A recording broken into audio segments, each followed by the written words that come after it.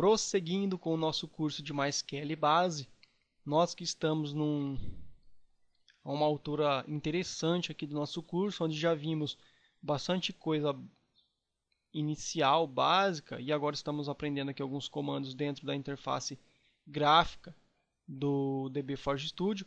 Lembrando que o DBForge Studio, caso você não tenha feito o download dele ou pegou a aula no meio do caminho, é muito fácil adquirir o DBForge Studio. Lembrando que estamos utilizando uma versão Express do DBForge Studio. Se você quiser adquirir ela, basta vir lá no Google, entrar no site do DevArt, digitar aqui no Google DBForge Studio. Veja que ele nos leva até o site devart.com, um site com diversas ferramentas voltadas a desenvolvimento, principalmente a banco de dados, tá? Veja DBForge Studio for MySQL. Eu vim aqui na parte Download.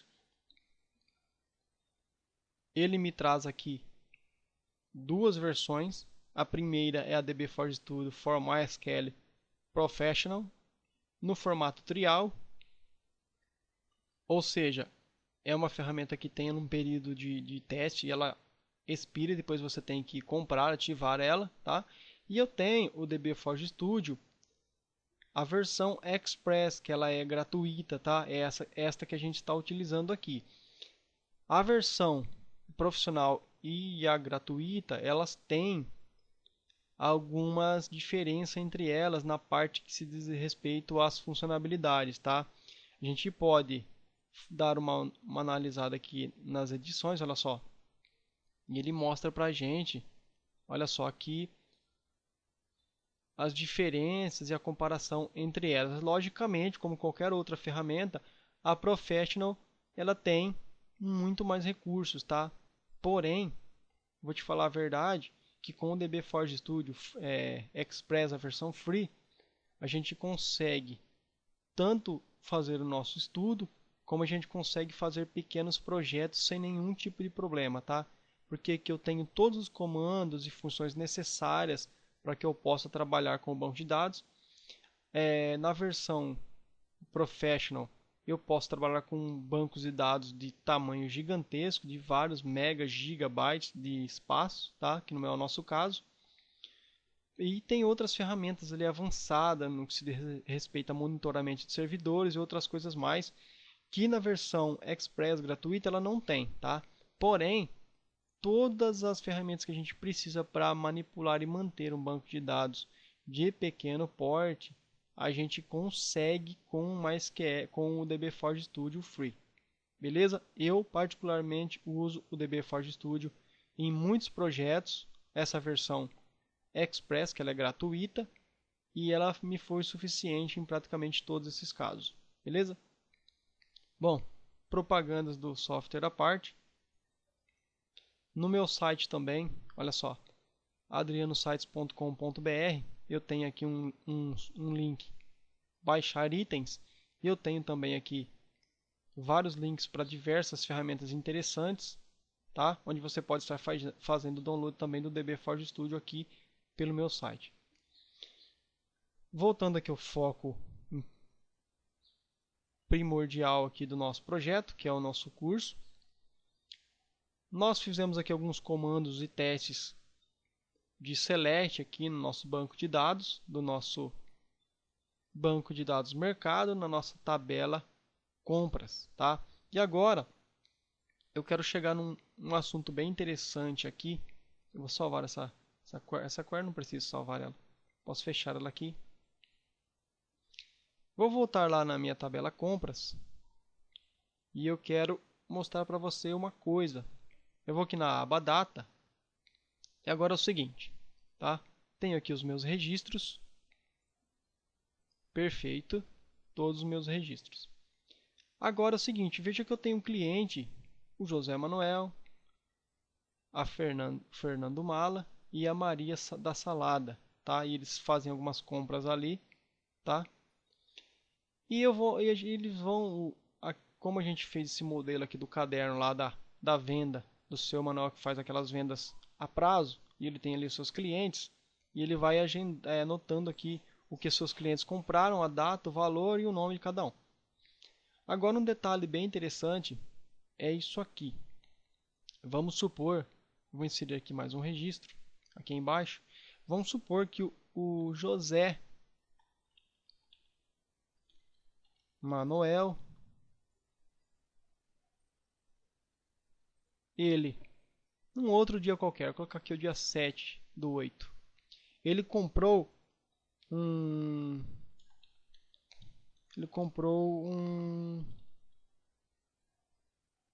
uma massa de tomate. Ele pagou R$2. Beleza, tudo bem. Aí, num outro belo dia, a Maria da salada, ela veio, vamos dizer que ela veio mais ou menos no mês de julho, comprou aqui um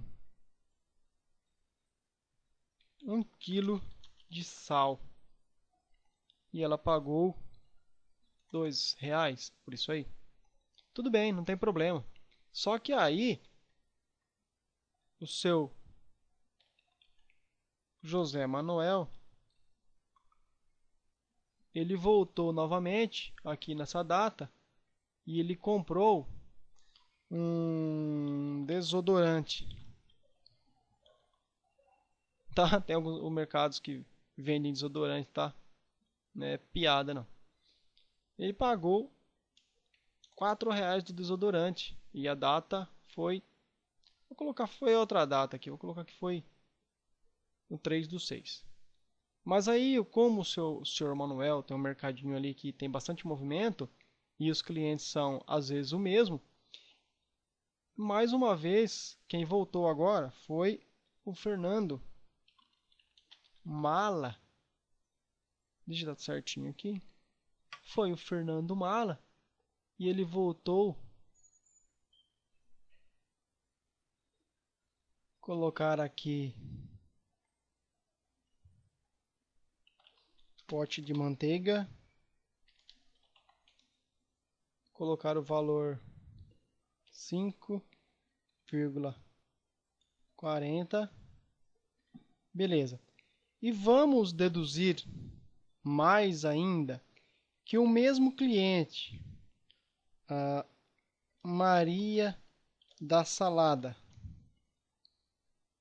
vamos deduzir que a Maria da salada, num determinado dia qualquer aí, ela comprou novamente o quilo de sal, tá?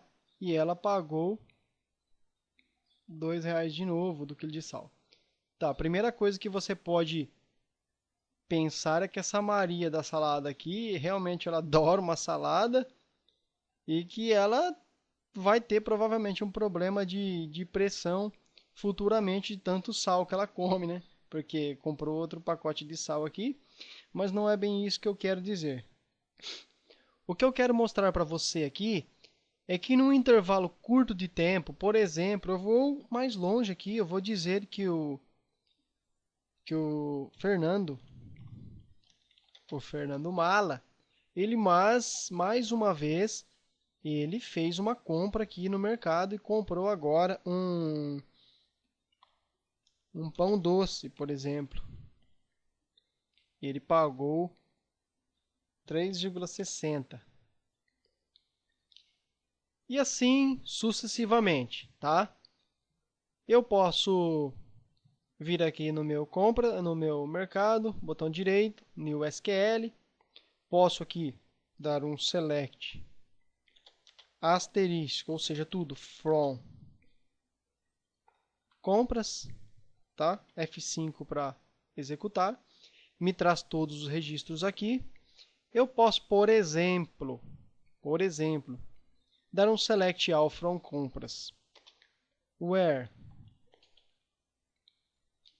nome seja igual, por exemplo, Maria da salada, tá? Entre aspas, F5 para filtrar, e ele vai trazer aqui para mim todas as compras da Maria da salada, ou então do Fernando Mala, né?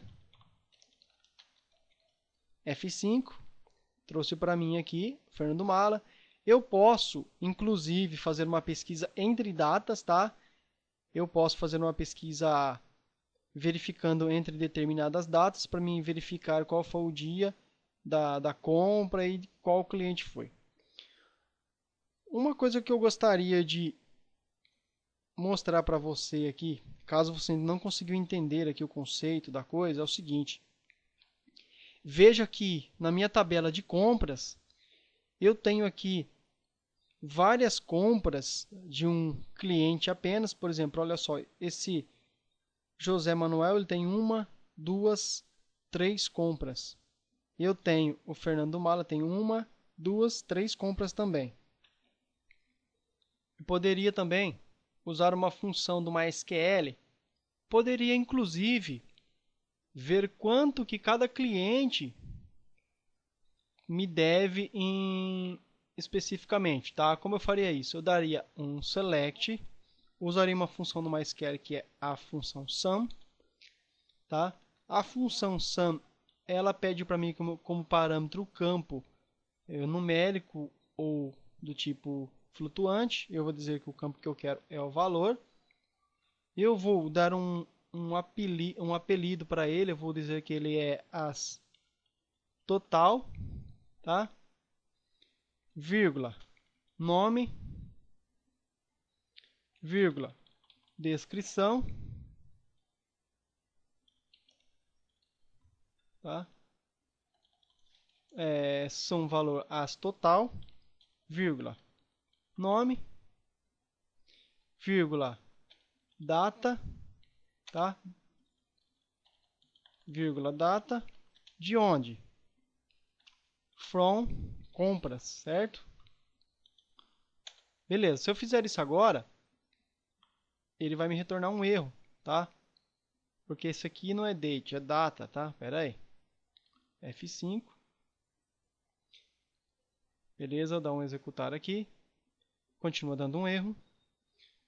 Select sum, abro parênteses, aqui dentro eu coloco o valor. As total, porque eu estou dando um apelido para o meu resultado.